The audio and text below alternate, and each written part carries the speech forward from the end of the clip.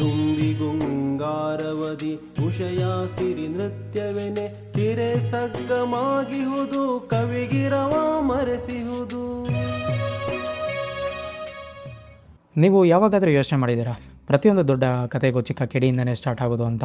ಇವತ್ತು ನಾನು ಒಂದು ಚಿಕ್ಕ ದುರ್ಗಾ ಪೇಂಟಿಂಗ್ ಜರ್ನಿ ನಿಮಗೆ ತೋರಿಸ್ಬೇಕು ಅಂತ ಅಂದ್ಕೊಂಡಿದ್ದೀನಿ. ಬನ್ನಿ. ಎಲ್ಲ ಮಾಣಿಕ್ಯರಿಗೂ ನಮಸ್ಕಾರ. ಇವತ್ತು ನಾನು ಮಾತಾಡ್ತಾ ಇರೋದು ದುರ್ಗಾ ಪೇಂಟಿಂಗ್ ಜರ್ನಿ ಬಗ್ಗೆ. ನಾನು ದುರ್ಗಾ ಪೇಂಟಿಂಗ್ ಬಿಡಿಸ್ಬೇಕು ಅಂತ ತುಂಬಾ ಆಸೆ ಆಯಿತು. ನನಗೆ ಕೆಲಸ ಒತ್ತಡದಲ್ಲಿ ಅದನ್ನು ನಾನು ಸ್ಟಾರ್ಟ್ ಮಾಡಿದ್ದ ಕೆಲವು ದಿನಗಳಲ್ಲೇ ಅರ್ಧಕ್ಕೆ ನಿಲ್ಲಿಸ್ಬೇಕಾಗಿತ್ತು. ಆದರೆ ಎಲ್ಲೋ ಒಂದು ಕಡೆ ನನಗೆ ಒಂದು ಕಿಚ್ಚಿತ್ತು, ಅದನ್ನು ಖಂಡಿತ ನಾನು ಮುಗಿಸ್ಲೇಬೇಕು ಅಂತ.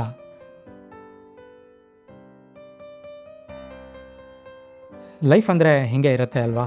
ನಾವು ಒಂದು ಸಲ ಸ್ಟಾರ್ಟ್ ಮಾಡ್ತೀವಿ, ಆದರೆ ಅದನ್ನು ಮಧ್ಯದಲ್ಲೇ ಗ್ಯಾಪ್ ತೊಗೊಳ್ಳೋದು ತುಂಬಾ ಸಹಜ. ಕೆಲಸ ಇರಬಹುದು, ಆರ್ಟ್ ಮಾಡೋದಕ್ಕೆ ಮೂಡಿರೋದಿಲ್ಲ, ಇಲ್ಲಾಂದರೆ ಬೇರೆ ಏನೇ ಕಾರಣ ಇರಬಹುದು. ಆದರೆ ನನ್ನ ಪೇಂಟಿಂಗ್ ಜರ್ನಿಲೂ ಕೂಡ ಹೀಗೆ ಆಯಿತು. ಗ್ಯಾಪ್ ಆದರೂ ನಾನು ಪೇಂಟಿಂಗ್ನ ಸ್ಟಾರ್ಟ್ ಮಾಡಿದೆ.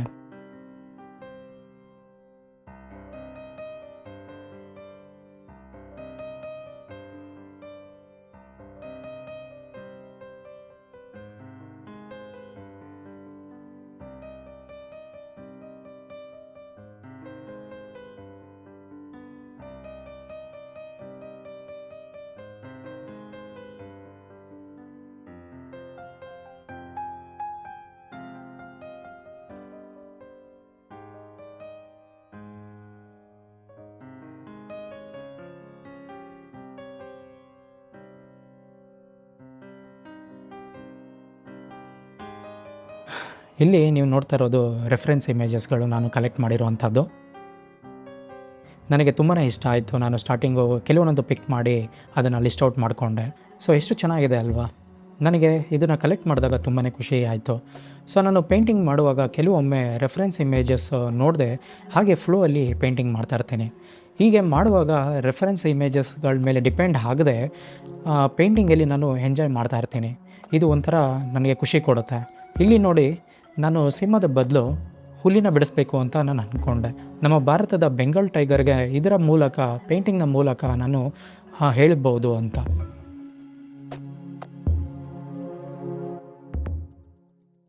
ಈಗ ನೀವು ನೋಡ್ತಾ ಇರೋದು ಇದೊಂದು ಪ್ಯೂರ್ ರೆಫ್ ಅಂತ ಒಂದು ಅಪ್ಲಿಕೇಶನ್ನು. ಈ ಅಪ್ಲಿಕೇಶನ್ಸ್ ಲಿಂಕು ನಾನು ಡಿಸ್ಕ್ರಿಪ್ಷನಲ್ಲಿ ಕೊಟ್ಟಿದ್ದೀನಿ.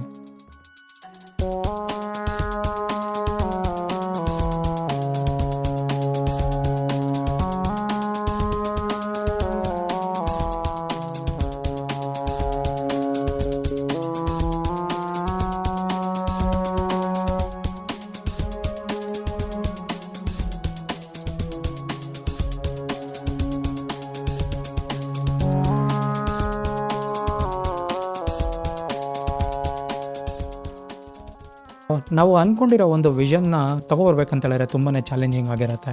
ಇದು ನಾನು ಸ್ಕೆಚ್ ಫೇಸು ನಾನು ಸ್ಟಾರ್ಟ್ ಮಾಡಿದಾಗ ಒಂದು ಹೇಗೆ ಕಾಣಿಸ್ತಾ ಇತ್ತೆ, ಸೊ ಇವಾಗ ನಾನು ಅರ್ಧದಲ್ಲಿ ಹೇಗೆ ಕಾಣಿಸ್ತಾ ಇದೆ ಅನ್ನೋದು ನೀವು ನೋಡ್ತಾ ಇದ್ದೀರಾ. ಸೊ ಇದನ್ನು ಈ ಟೈಮಲ್ಲಿ ನಾನು ಹಾಗೇ ನಾನೇನು ವಿಷನ್ನ ಸ್ಟಾರ್ಟಿಂಗ್ ಸೆಟ್ ಮಾಡಿದ್ದೆ ಅದನ್ನೇ ಕಂಟಿನ್ಯೂ ಮಾಡ್ತಾ ಬರ್ತಾಯಿದ್ದೀನಿ.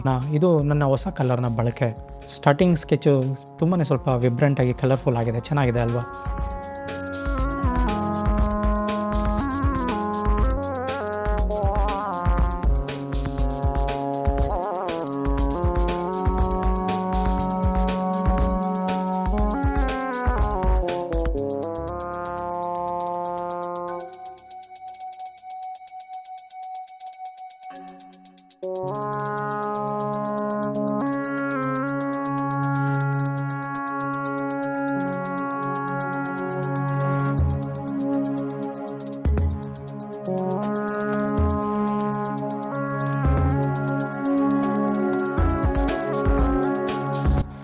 ನಿಜ ಹೇಳಬೇಕಂತ ಹೇಳಿದ್ರೆ ಆರ್ಟಿಸ್ಟ್ ಆಗೋದು ಸುಮ್ಮನೆ ಮಾತಲ್ಲ, ನಿದ್ದೆ ಬರಲ್ಲ, ತಲೆನೋವು ತುಂಬಾ ಇರುತ್ತೆ. ಆದರೆ ಈ ಕ್ರಿಯೇಟಿವಿಟಿ ಇದೆ ಅಲ್ಲ, ಅದೊಂಥರ ಸಖತ್ತು ಕಿಕ್ ಕೊಡುತ್ತೆ.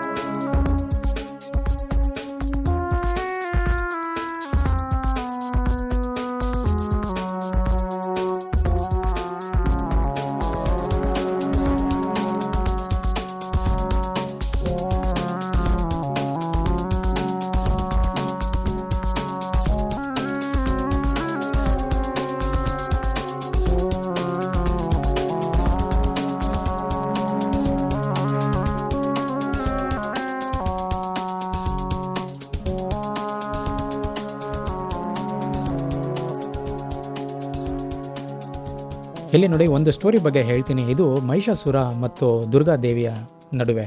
ಮಹಿಷಾಸುರ ಬ್ರಹ್ಮನನ್ನು ಕುರಿತು ಕಠಿಣ ತಪಸ್ಸು ಮಾಡ್ತಿರ್ತಾನೆ. ಆತನ ತಪಸ್ಸಿಗೆ ಮೆಚ್ಚಿದ ಬ್ರಹ್ಮನು ಪ್ರತ್ಯಕ್ಷವಾಗಿ ವರವನ್ನು ಕೇಳಲು ಹೇಳುತ್ತಾನೆ. ಅದಕ್ಕೆ ಮಹಿಷಾಸುರನು, ನನಗೆ ಪುರುಷರಿಂದಾಗಲಿ ಪ್ರಾಣಿಗಳಿಂದಾಗಲಿ ಸಾವು ಬರಬಾರದು ಎಂದು ವರವನ್ನು ಕೇಳುತ್ತಾನೆ. ಬ್ರಹ್ಮನು ಆತನಿಗೆ ವರವನ್ನು ನೀಡಿ ಒಬ್ಬ ಮಹಿಳೆಯಿಂದ ನಿನಗೆ ಅಂತ್ಯವಾಗುವುದು ಎಂದು ಹೇಳುತ್ತಾನೆ. ಇದನ್ನು ಕೇಳಿ ಮಹಿಷಾಸುರನು ಗರ್ವದಿಂದ ತನಗೆ ಸಾವೇ ಇಲ್ಲವೆಂದು 3 ಲೋಕಗಳ ಮೇಲೆ ದಾಳಿ ಮಾಡಲು ಪ್ರಾರಂಭಿಸುತ್ತಾನೆ. ಪ್ರಾಣಿಗಳು, ಪುರುಷರು ಮತ್ತು ದೇವರುಗಳಿಗಿಂತ ಬಲಶಾಲಿಯಾದ ಅಸುರನಿಗೆ ಹಾನಿ ಮಾಡುವಷ್ಟು ಮಹಿಳೆಯು ಬಲಶಾಲಿಯಾಗಿರಲು ಸಾಧ್ಯವಿಲ್ಲ ಎಂದು ಅಜ್ಞಾನದ ಊಹೆಯೊಂದಿಗೆ ವರವನ್ನು ಕೇಳಿದನು. ಅವನು ಇಂದ್ರಲೋಕವನ್ನು ಗೆಲ್ಲಲು ಹೋದನು. ದೇವತೆಗಳೆಲ್ಲರೂ ಸೇರಿ ಅವನೊಂದಿಗೆ ಯುದ್ಧ ಮಾಡಿದರು. ಬ್ರಹ್ಮನ ವರದಿಂದಾಗಿ ಅವನನ್ನು ಸೋಲಿಸಲು ಸಾಧ್ಯವಾಗಲಿಲ್ಲ. ಈ ಮಾಹಿತಿ ತಿಳಿದ ಬ್ರಹ್ಮ, ವಿಷ್ಣು, ಶಿವ 3 ಸೇರಿ ದುರ್ಗೆಯನ್ನು ಸೃಷ್ಟಿಸಿದರು. ದುರ್ಗೆಯ ಪಾರ್ವತಿ ದೇವಿಯ ಅವತಾರವಾಗಿದ್ದಳು. ದುರ್ಗೆಯು ಮಹಿಷಾಸುರನೊಂದಿಗೆ 15 ದಿನಗಳ ಕಾಲ ಯುದ್ಧ ಮಾಡಿದಳು. ಮಹಿಷಾಸುರನು ಬೇರೆ ಬೇರೆ ಪ್ರಾಣಿಗಳ ರೂಪವನ್ನು ತೆಗೆದುಕೊಂಡು ದುರ್ಗೆಯನ್ನು ಕೊಲ್ಲಲು ಪ್ರಯತ್ನಿಸುತ್ತಿದ್ದನು. ಕೊನೆಯಲ್ಲಿ ಅವನು ಎಮ್ಮೆಯ ರೂಪವನ್ನು ತೆಗೆದುಕೊಂಡಾಗ ದುರ್ಗೆಯು ತನ್ನ ತ್ರಿಶೂಲದಿಂದ ಅವನನ್ನು ಕೊಂದಳು. ಮಹಾಲಯ ಅಮಾವಾಸ್ಯೆಯ ದಿನ ಮಹಿಷಾಸುರನ ಅಂತ್ಯವಾಯಿತು. ಈ ಕಥೆಯನ್ನು ದುರ್ಗಾ ಪೂಜೆಯ ಸಮಯದಲ್ಲಿ ಎಲ್ಲೆಡೆ ಹೇಳಲಾಗುತ್ತದೆ. ಮಹಿಳೆಯ ಶಕ್ತಿಯನ್ನು ಕಡೆಗಣಿಸಿದ ಅಹಂಕಾರವೇ ಮಹಿಷಾಸುರನ ಅಂತ್ಯಕ್ಕೆ ಕಾರಣವಾಯಿತು.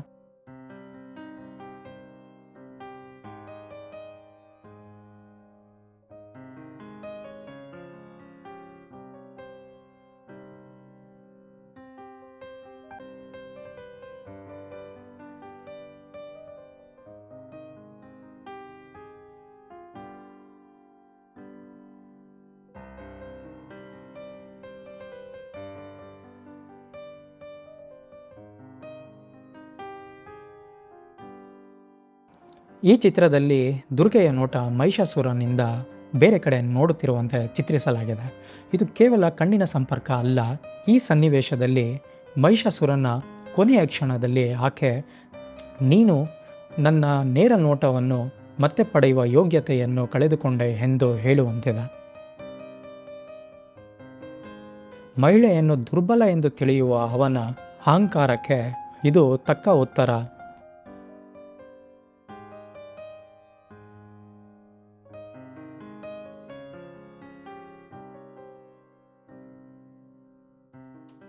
ಇಲ್ಲಿ ಕತೆ ಇಷ್ಟೇ. ಯಾವುದೇ ಜರ್ನಿ ಸ್ಟಾರ್ಟ್ ಮಾಡಿದರೂ ಅದು ಅಪ್ಸ್ ಆ್ಯಂಡ್ ಡೌನ್ ಇದ್ದೇ ಇರುತ್ತೆ. ಗ್ಯಾಪ್ ಇರ್ಬೋದು, ಕಷ್ಟ ಆಗ್ಬೋದು, ಆದರೆ ಮುಖ್ಯವಾಗಿ ಕನ್ಸಿಸ್ಟೆನ್ಸಿ ಮಿಸ್ ಮಾಡಬೇಡಿ. ನನ್ನ ಚಿಕ್ಕ ಕಥೆಯಲ್ಲಿ ನಿಮ್ಗೆ ತಿಳಿಸೋದು ಅದೇ, ಕನ್ಸಿಸ್ಟೆನ್ಸಿ ಇದ್ದರೆ ರಿಸಲ್ಟ್ ಗ್ಯಾರಂಟಿ, ಖುಷಿನೂ ಗ್ಯಾರಂಟಿ.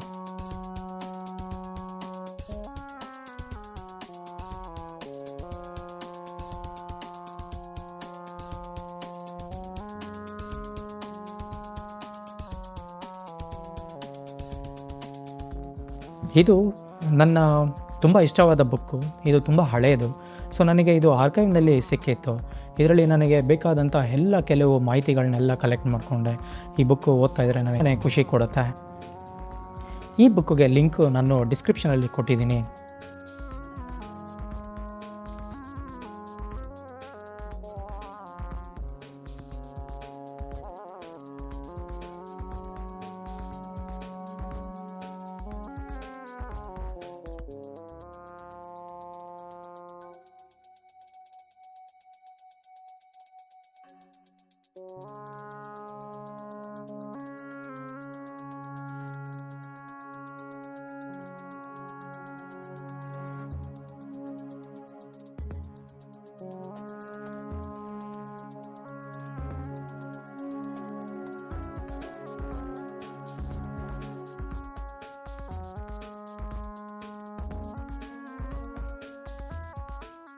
ನೀವು ಲೈಫ್ನಲ್ಲಿ ಏನಾದರೂ ಮಾಡಬೇಕು ಅಂತ ಅಂದ್ಕೊಂಡಿದ್ರೆ ಇವತ್ತೇ ಶುರು ಮಾಡಿ ಮಾಣಿಕ್ಯರೆ. ಸೊ ಪೇಂಟಿಂಗ್ ಆಗಿರ್ಬೋದು, ಡ್ಯಾನ್ಸ್ ಆಗಿರ್ಬೋದು, ಬಿಸ್ನೆಸ್ ಆಗಿರ್ಬೋದು, ಜಸ್ಟ್ ಸ್ಟಾರ್ಟ್ ಮಾಡಿ, ಕನ್ಸಿಸ್ಟೆಂಟಿಯಿಂದ ಫಾಲೋ ಮಾಡಿ, ಗೆಲ್ಲೋದು ಗ್ಯಾರಂಟಿ. All the best. ನಿಮ್ಮ ಹತ್ರ ಏನಾದರೂ ಅರ್ಧಕ್ಕೆ ನಿಂತಿರೋ ಪ್ರಾಜೆಕ್ಟ್ ಇದ್ದರೆ ಇವತ್ತೇ ಅದನ್ನು ಫಿನಿಷ್ ಮಾಡೋಕ್ಕೆ ಟ್ರೈ ಮಾಡಿ. ನೀವೇನು ಮಾಡ್ತಿದ್ದೀರಾ ಅಂತ ಕಮೆಂಟ್ ಸೆಕ್ಷನಲ್ಲಿ ಹೇಳಿ.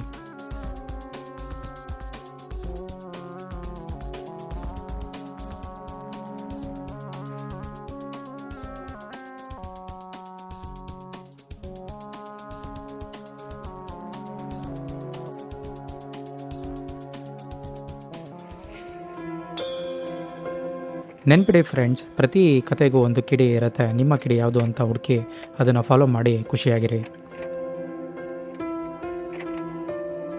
ನನ್ನ ಸೋಷಲ್ ಪ್ರೊಫೈಲ್ಸ್ ನಾನು ಶೇರ್ ಮಾಡಿದ್ದೀನಿ. ಸೊ ನಿಮಗೆ ದುರ್ಗಾ ಪೇಂಟಿಂಗ್ ಪ್ರಿಂಟ್ಸ್ ಬಗ್ಗೆ ಏನಾದ್ರು ಮಾಹಿತಿ ಬೇಕಂತ ಹೇಳಿದ್ರೆ ಮೆಸೇಜ್ ಮಾಡಿ.